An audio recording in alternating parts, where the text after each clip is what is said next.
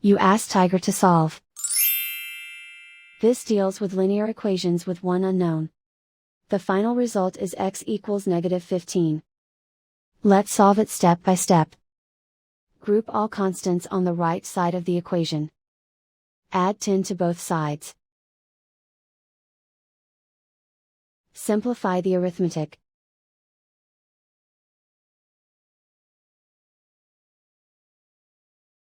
Isolate the x.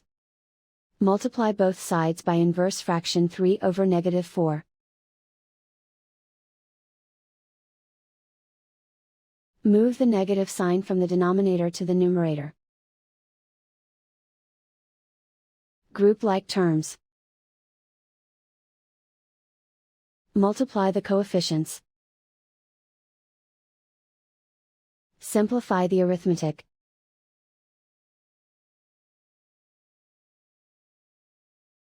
Move the negative sign from the denominator to the numerator.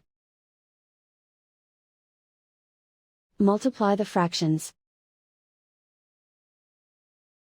Simplify the arithmetic.